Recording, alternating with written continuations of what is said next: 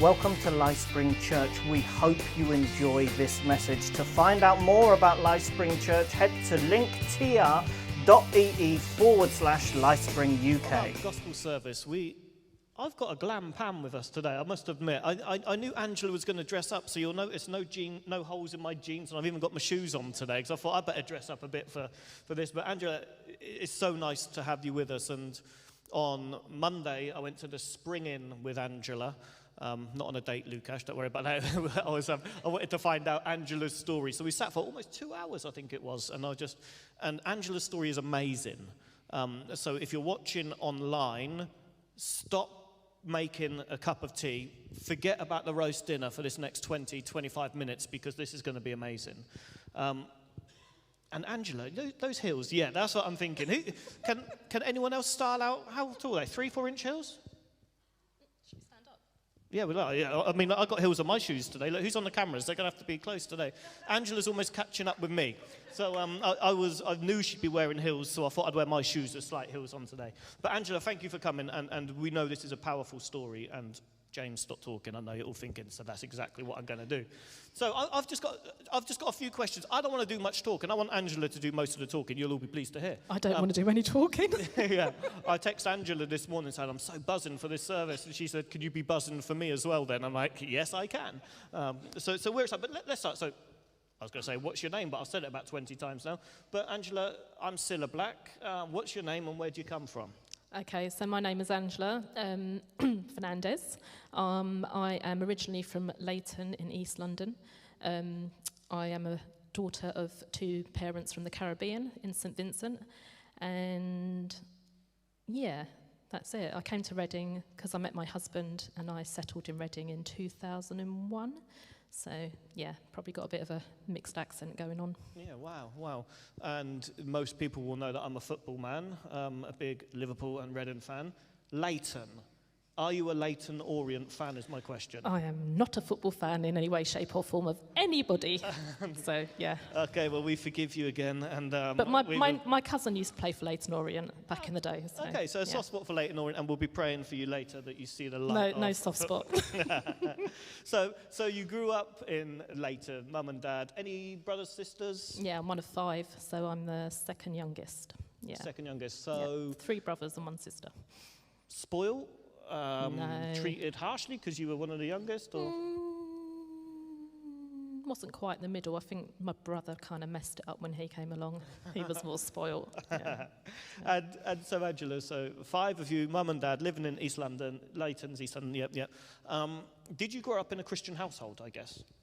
Yeah, kind of. So my mum's a Christian. My grandma was a Christian. The one that they're both from St Vincent, but one used to live in St Vincent.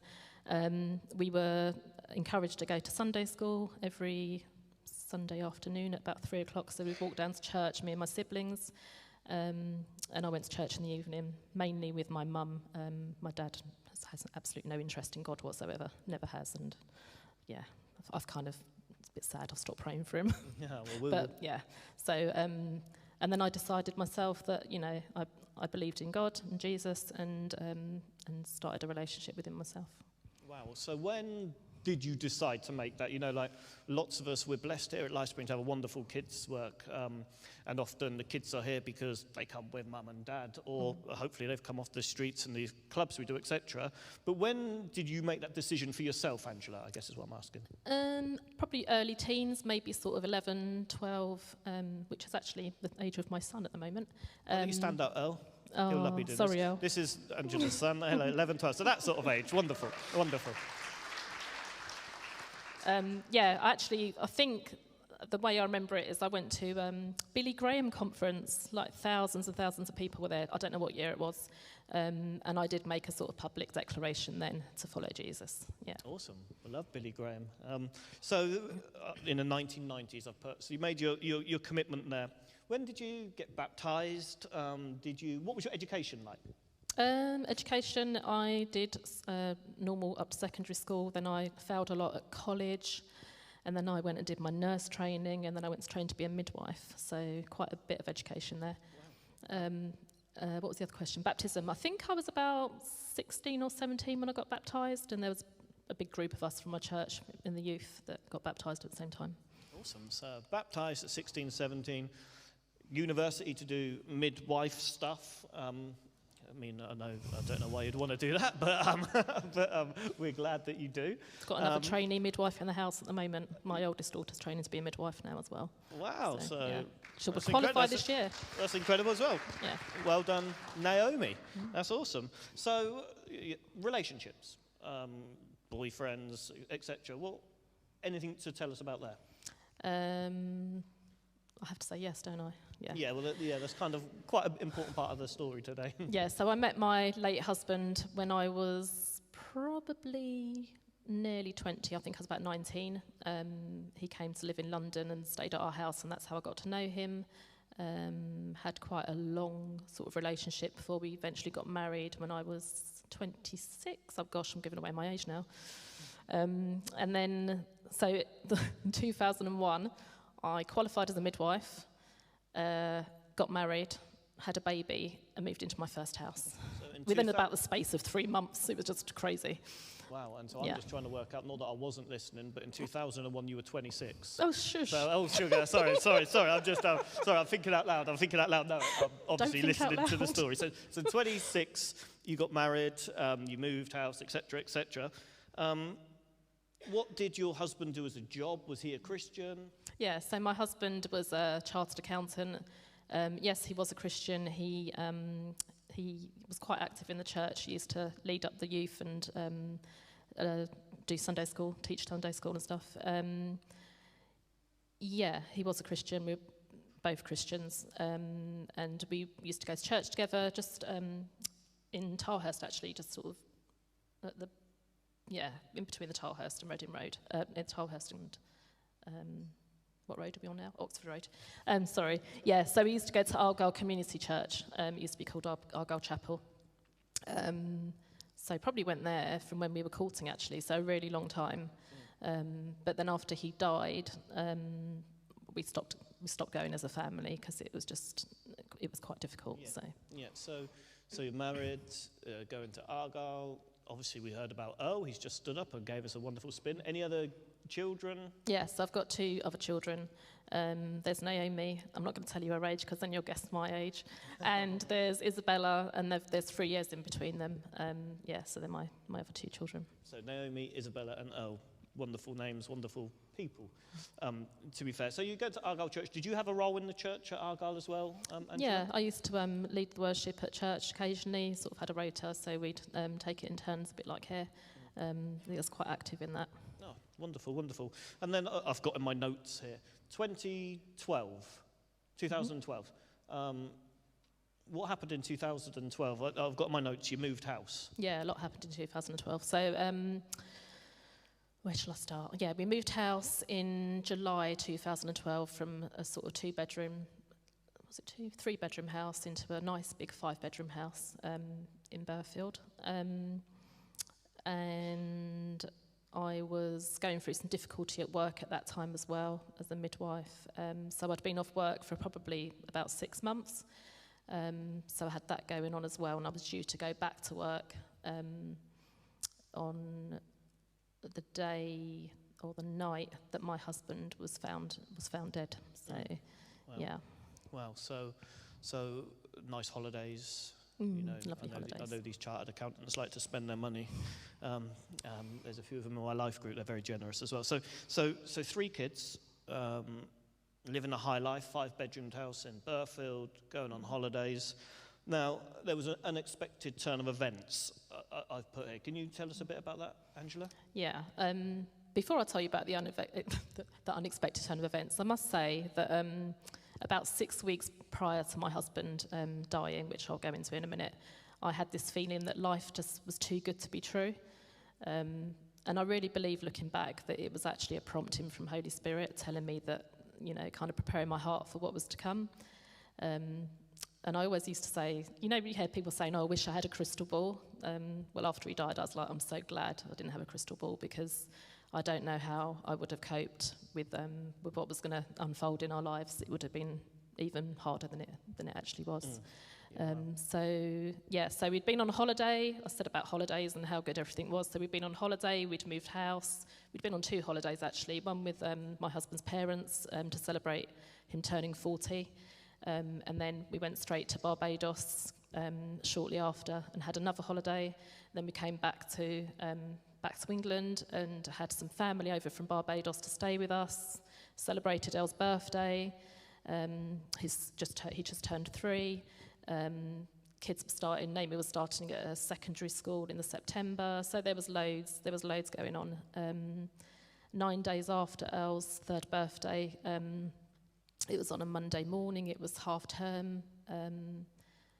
Was really looking forward to having some family time together because I hadn't really seen much of my husband with work and everything that had been going on leading up to that point.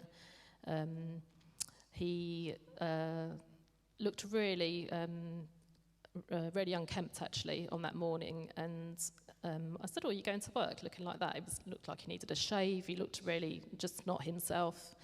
And he said, "Oh yeah, I'm just going to go to the gym and then I'll have a shave there and I'll go on to work." And I was like, "Okay." He made a point of saying goodbye to my children, which he doesn't always do, but he woke my oldest daughter up and said goodbye to her. The last memory that my middle daughter Isabella has of him, which is really difficult for her, is seeing him with a stepladder and a rope and putting it in the car, which I didn't know anything about, obviously, until after the event. So as you can probably guess, sadly, he took himself off to the woods and he hung himself.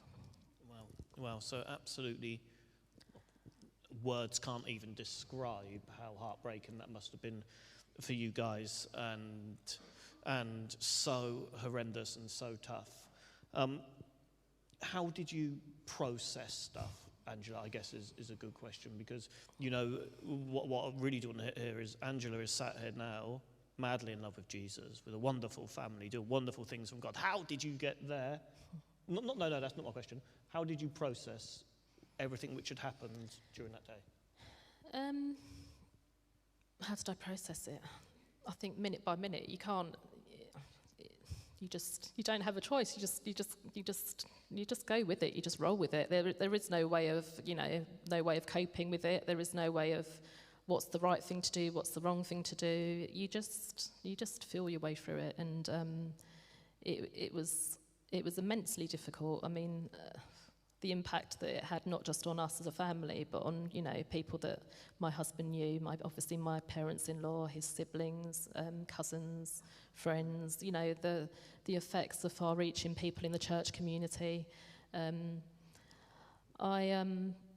what happened on the day? So I'm being nosy now. Oh yeah, being nosy is fine. So what happened on the day? You presuming you didn't expect your husband to do what he did on this Monday. So what was your Monday like? When did you start to think, oh my gosh, something not quite so good's happened? Yeah. So I went for a doctor's appointment in the morning. I had a doctor's appointment because I was feeling a bit exhausted and was going to get my bloods checked to make sure there was nothing underlying going on. So I went and had a doctor's appointment, left my children at my mother-in-law's. Then I tried to contact my husband by telephone, and there was no answer, which I didn't think anything of to start off with. And then I tried a couple more times. I think I'd bought them. The reason I was calling him is I'd been to Gap and I bought them some coats in town, and I wanted to tell him that I'd bought the kids some coats. But he just wasn't picking up, and then I said to my mother-in-law, it's a bit strange, he's not answering the phone. She started trying to call him as well, and she was kind of playing it down. But as the day was going by, I called his workplace. Is Brian in today? Have you seen him? Oh no, he's not been in. He's probably been, maybe he's gone to the gym. Maybe he'll be in later. We haven't heard anything at all. And also on that day, he was due to have some people come and do an audit from the States. So the company he worked for was based in the States. And they were due to come over that day to have a meeting with him. But their flight got cancelled because there was a hurricane or something going on, so it never happened. So the day carried on, and then I was probably about, maybe 4 or 5 o'clock, I was thinking I'm really getting quite concerned now. But obviously had to sort of keep a brave face on. Did express to my mother-in-law that I was quite concerned. This was very sort of out of character. Took the kids off home, made some salmon for dinner, sat them at the table, gave them their food. I actually had popped home in between on the day to see if there was any answers on the telephone, on the landline phone, which there wasn't. I don't know why, but I went into the study and opened the study drawer, and his mobile phone was in there, which again, very, very strange that his mobile phone would be not with him. The battery was flat, so I put it on to charge, and then a message came through with no number, cryptic message, which I later discovered was from a woman that he had been having an affair with for the past 2 years. So I read this message and thought, that's a bit odd. So you can imagine my stomach was absolutely turning over. I've got 3 kids that I'm trying to sort out, get to bed, a husband that's gone missing, a phone with a cryptic message. I don't know quite how I held it together, but I did. Packed the kids off to bed, and then called my in-laws and said, I still haven't heard anything, I'm going to call the police. Wow, so amazing how you remember everything, even salmon for dinner, all that sort of stuff. So you called the police. Now I'm guessing this is the kids are in bed, so maybe 7, I don't know what time they go to bed. Between about 8 and 9, I think I called them. So about 8 or 9 you called the police to say you haven't seen your husband all day. What happened after that? So I had a conversation with the police. They took down his registration for his car. They said 99% of the time when these things happen, it's nothing to worry about. They normally, missing people come back home. And I just had a dreaded feeling that this was going to be the 1%, where that wasn't going to be the case. So they said they would send some officers round to talk to me, which they did. I can't remember the exact order of events. I spoke to my parents-in-law again. The police did come out. It was just myself. My in-laws weren't with me at that point. And they'd sent them out to train stations to see if his car was parked anywhere, checked out the local hospitals, done a little bit of investigating to see if they could track him down anywhere, which they couldn't. And then they advised me to try and get some sleep. I think it was around about 11ish in the evening.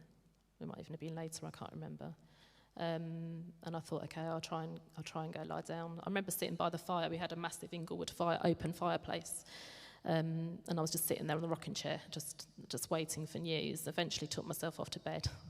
As soon as my head hit the pillow, my mobile phone rang, and they asked if they could come back and take his laptop and his phone. They came back again.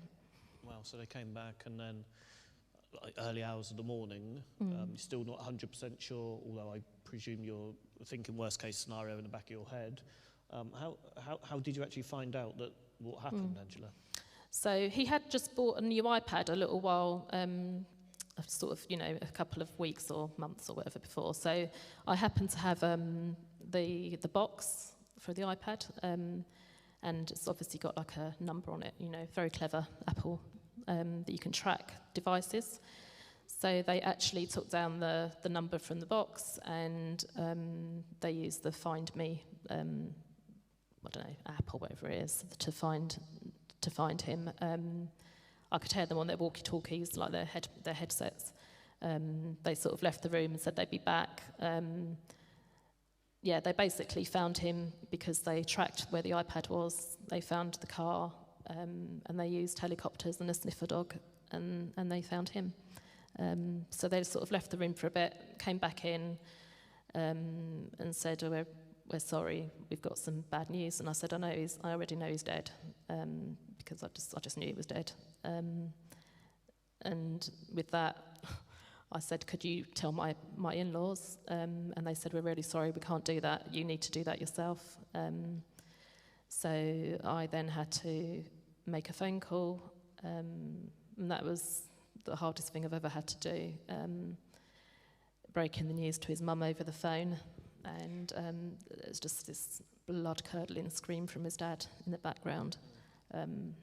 Yeah, it's horrendous. So, firstly, I'm so sorry you had to go through all this, Angela. You know, I can't even get my head around you. Give me a smile. See, look, she's just sitting on the stage smiling during these tricky times. And of course, you had to ring in-laws up, which is horrendous. You know, phoning any sort of phone calls like that is terrible. But obviously, you've got 3 young kids as well. So, how did you tell them? Like, I can't, yeah. I just told them one by one. So Naomi was the first one to wake up, so obviously didn't get any sleep. I don't think I even cried. I remember just lying down on the sofa after, and the police stayed with me until my relatives, my in-laws, had arrived. My sister-in-law came down from Essex, and the kids woke up one by one. And of course, I wasn't sure exactly how much to tell them, how much detail to go into, because I didn't want to cause any more damage than already would be caused by having lost their dad. I remember looking out the window with Naomi in my bedroom, and I said, I've got some really sad news. I'm really sorry, but Daddy's died. And she's like, what do you mean Daddy's died? I said, he's died. And she said, well, how did he die? And I said, I can't tell you that. I can only tell you that he's died. She said, well, did he have a heart attack? I said, no. And I'm, if you know me, I'm rubbish at lying. I can't lie about anything, which sometimes I wish I could lie, because sometimes it might be a bit easier, but I find it really difficult to lie. I always tell the truth. And I'm always really honest and upfront with my kids. Anyway, she was kind of guessing all these different scenarios. And it's the things where kids' minds take them is quite something. Anyway, she eventually said to me, did he kill himself? And she was 11 at the time. And like I said, I couldn't lie. So I said, I'm really sorry, yeah, he did, he killed himself. I said, but I can't tell you anything other more than that, because I don't want to cause any more damage. I need to talk to sort of professionals that deal with loss and stuff like that. So I said, can you just give me a little bit of time? I will tell you, but I need to get some advice first. So Naomi first, and then obviously, I'm presuming Isabella? Yeah, I can't remember the exact conversation with Isabella. She was 7 at the time. But I do remember talking to her at a later date, probably before the funeral. And I was explaining to her, you know, Daddy had a lot of stuff going on in his life. I said it's like everything probably got quite mixed up in his head. And I don't think he was in a very good place. You know, trying to explain to a 7-year-old wasn't easy. And she's very bright, and she turned around and she said to me, is it like when you're making a cake? And I was like, where's she going with this? And you get the eggs and the flour and the sugar and the butter. We do a lot of baking in our house. And you mix it all together, and then you wouldn't be able to separate that after. I was like, wow. Yeah. So, yeah, she kind of understood in her own little way why her dad might have done what he did. Yeah. Wow, amazing. And Earl, little toddler, 3 years old. Yeah. How do you approach that? You can't really. I think he just could see what was going on around him. Children apparently don't understand death until the age of 5. So he was just... I noticed that he used to kind of be drawn towards men. So many men friends that I had, or family members, he would always be very drawn to them and want to spend a lot of time with them. I think he freaked a lot of them out because he used to stroke their head a lot, which he used to do a lot of his dad. His dad was bald, and he used to always stroke his dad's... I don't want to mess my hair up, I'm not going to touch it. He used to stroke his dad's head a lot, and yeah, he used to display the same behaviour with other men. But what I do remember very well is it was just me and him in the house one day, and he sort of stood there and he started crying, or fake crying. And I looked at him and I said, what's wrong? What's wrong, darling? He's like, carried on fake crying. He's like, Daddy died. I mean, it was quite funny at the time, which it shouldn't have been, but it was a little bit funny. And I realised that he was trying to relate to what was going on around him. He was trying to relate to the grief that he was seeing around him. And that was actually quite touching, that he wanted to be a part of that. He doesn't have much memories now of his dad. However, he did say to me the other day when I discussed this with him, that at the funeral he felt a bit like Simba being passed around between lots of people's hands while we were burying his dad. So yeah, it was very different for each of them. Wow, so horrendous. And then obviously there was a funeral, which I believe you sang at. Yeah, I sung at his funeral. There's a lovely song called "Oh Lord, You Search Me." You know my ways, even when I fail you, I know that you love me. I practiced it a few times and broke down at home, but yeah, I managed to, with God's help, hold it together and sung for the last time at his funeral, and Elle played the bongo drums Wow. on the stage, sitting on the floor. It was quite cute. So Earl likes to play. I'm worried that Earl's going to be stroking Gabriel's hair like his life group leader. I'm presuming Gabe's. Watch out, mate. I think he's grown out of it, you're right. Yeah, okay, phew. That's a relief. So we laughed there, and this is obviously not a laughable situation. Firstly, Andrew, another question. How did this affect your faith? As a Christian lady, husband takes his own life. You've got 3 kids. Presumably, I know the answers because I've chatted to you. You can't afford to stay in a big 5-bedroom house now your husband isn't around. Yes, so the question, how did it affect your faith and what happened afterwards? How did it affect my faith? I found it really difficult to pray. And when I say that, it's not that I wasn't talking to God, and I kind of, when I think about praying, I mentally talk to God, and I say that is actually me praying. But to actually, sit down and have like massive prayer sessions with God, that just wasn't happening at all.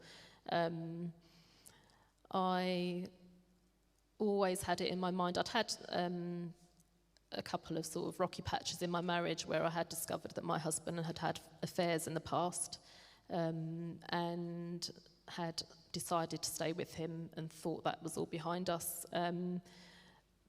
Sadly not. But I've always felt that just because you're a Christian doesn't make you exempt from crap happening in your life. And that's a motto that I always stand by. Being a Christian doesn't mean that everything's going to be rosy and wonderful, because it's just not the reality. We're all human, we're not supernatural because we're Christians. We can all face as many problems as the next person that's not a Christian. So it didn't affect my faith in that way. I would say that I found it difficult going to church, especially seeing couples together, like husbands and wives and their kids. That really hurt, really, really hurt, big time. That was really difficult. And I remember going to my church and they were doing a sermon on marriage. And I thought, seriously, could you not have picked, it was literally a couple of weeks after he died, I thought, could you not have been a bit more sensitive and picked a different topic, like just for me?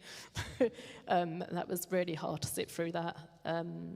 So just, everyday things that you would take for granted were really difficult. Thought this God has thrown a right curve, but let me forget about him? No, absolutely not. No. That's amazing. No. That is absolutely amazing. So you've gone from 5-bedroom house in Burfield. You can't afford the mortgage, obviously. The mortgage was £2,700 and something pounds a month. Okay, so I don't know much about midwifery, but I'm presuming that you haven't got that sort of spare One cash. night shift a week, wasn't happening. Yeah, presuming you haven't got that sort of cash just laying around. So what happened? And like we know, we've heard these not quite so nice stories, but there is great stories which come out of this. Like the fact that you're sitting here with 3 wonderful kids who all love Jesus, and you love Jesus, and life is going really well. So yeah, can you tell me a bit about how life is now, I guess, Angela? Like, you've had that horrendous time. How have you got to where you are now? I think I've got to where I am now because I've got so many great friends and family members that have just lifted us up in prayer, all over the world. And I couldn't have done it without God. I would have completely cracked up. I had to get out of bed every day because I had 3 kids to look after, so that wasn't an option. But I would go home, I would climb under the covers after I'd taken them to school, and I would just stay in bed until I had to pick them up, or I'd lie on the sofa. I remember taking myself to my occupational health department because I think I was advised to go and see them actually, because when you're going through this kind of thing, you just think it's life, right? Life is, you just lost your husband. You've got 3 kids to look after. I was trying to sell a house because I couldn't afford to live there. There was just so many things going on, but I was rolling with it, not realising that my mental health actually wasn't great. I kept having thoughts in my mind all the time. I couldn't switch my mind off, and later discovered that I was actually suffering with anxiety. There were problems at work. I had to go back to work, and there were issues with my work as well, so I had that on top of everything else. I've forgotten the question because I'm rambling on now. What was the question? So have I. We know that God is our Jehovah Jireh, right? God is our provider. We know God is our provider. So I guess I can see we're on -2 minutes. It's in red as well, so that means we're in trouble. How has God been your Jehovah Jireh? How has God provided for you? He's provided. He's been my Jehovah Jireh. For those of you that don't know what Jehovah Jireh means, it means that God is your provider. So financially, I was in all kinds of financial difficulties. Some of it actually through my own fault and through decisions that I'd made. But I stopped working as a midwife and I set up my own cleaning business. It's not as grand as it sounds, it's just me cleaning people's houses. But I get paid for it. I work for myself and have been doing that for probably coming on to 4 years now, maybe. And it means that I can be there for the kids. I can afford my own mortgage, which is great. So I did move house in 2015, December of 2015. So it's now me, the 3 kids, Hugo the dog, and 2 cats. I'm sorry about the dog. Oh, he's lovely. So God has provided, and we've heard a really harrowing story, but we can always hope in God, right? Even after these stories, we still have a hope in God who looks after us, who loves us, who even in these horrible times protects us and is for us. I guess, Angela, last little bit from you is just what would you say to someone who is going through a tricky time at the moment, as a lady who has gone through a horrendous time? And I'm not saying you've come out at the other end, because there must still be tough times, but you are in such a better place than you ever have been, so to speak. How would you encourage people going through tough times? And perhaps Charles could appear somewhere. I firstly would say that if you are a Christian and you are going through tough times, that's normal. Try and find somebody that you can confide in. And when I look at what my husband was doing and the choices that he made, I really believe that it was the choices that he was making which were the wrong choices, which led him to actually take his own life. So one little plug that I would like to make is you've got to let it out in the light, people. If you're doing stuff in your life that is that is wrong, there's going to be an element of shame and an element of guilt. So I would encourage you and I would challenge you to confide in somebody, because it can kill you. I really believe that his sins, the things that he was doing in his life, and I've only touched on a couple of them, the enemy wants to get in there, especially if you're a child of God. The enemy wants to get in there and wants to snatch you from God's hands. And if that means you dying, he will go there and do that for you. He will take you to that dark place. So that would be one thing that I would say to you. For people that are victims of suicide, you're called a victim of suicide if someone you know has committed suicide. It's almost like you're a survivor of suicide. I would say it's not your fault. I used to think, what was wrong with me? What was wrong with my children? It wasn't anything to do with us. It was to do with the person that decided to make that decision. So don't be down on yourself. Get counselling, get help, and lean into God. And if you don't know God, call out to God, because I'm aware that I'm sitting in a church and a lot of you will know God. But there are a lot of you guys out there that won't know God. He's real. Jesus is real. You can have a relationship with Jesus, and he loves you. He loves you more than you could ever imagine. So, yeah, call out to him, pray to him. Yeah. Wow, thank you, Angela. Firstly, guys, can we show our appreciation to Angela? This is a real tough story to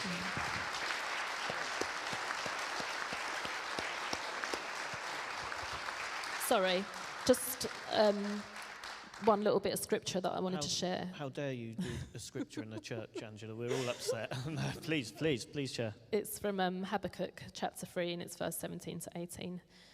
And it reads, "Though the fig tree does not bud, and there are no grapes on the vines, though the olive crop fails, and the fields produce no food, though there are no sheep in the pen, and no cattle in the stalls, yet I will rejoice in the Lord.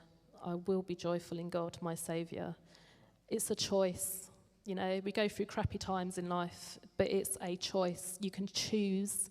You can choose to go through it with God, and trust me, you want to go through it with God as much as you possibly can. Or you can choose to, find your own little remedies and try and sort it out yourself and be I'm a strong person, I can do this. But God's ways are by far better. Wow, Angela. So again, Angela, thank you so much. Thank you so much. Wow, and Angela, that was just so, thank you for sharing. And if you're watching online, please do share these stories, because we want as many people to know not Angela's story, but the hope we have in God, right? And He's our provider. And just as I was thinking about this service this morning, I was just reminded of the verse from Isaiah 40, verse 31. It says, "But those who hope in the Lord will renew their strength. They will soar on wings like eagles. They will run and not grow weary. They will walk and not faint."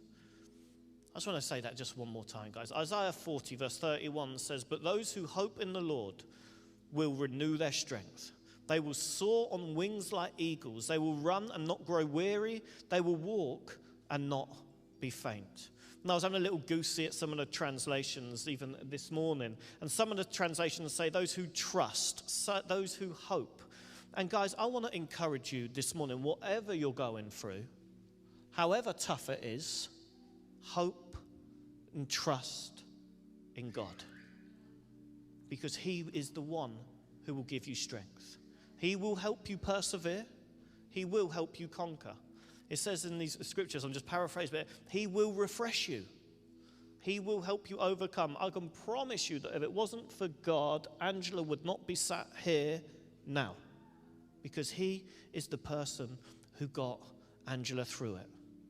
But we have to trust in the Lord, and we need to wait and hope in the Lord. And I want to give people an opportunity this morning to receive this Jesus guy in their life. Now, Jesus, he is the most amazing man. He's helped me through so many situations. He's helped Angela through this horrendous situation, and probably many more she's had in her life. And if it wasn't for Jesus, we wouldn't be sat or stood or whatever we're doing now. And Jesus died for you guys. He died the most horrendous death for each and every single one of you sat in front of me or watching at home. And the most awesome thing is that 3 days later, he came back to life. And because of this, when we choose to believe in him, we can live with him forever. When we choose to believe in him, all our sins have been forgiven. When we choose to repent from the way we live and to come and live for him, we will live with him forever. And I don't need to say what Angela says. Just being a Christian doesn't mean your life is going to be a walk in the park. Angela can vouch for that. I can vouch for that. Every single person sat in front of me or watching online can vouch for that. But when we live for Jesus, we have a hope, which is Jesus. And he gets us. Thanks for watching this message. We hope you enjoyed it as much as we did. To find out more about our church, head to linktr.ee/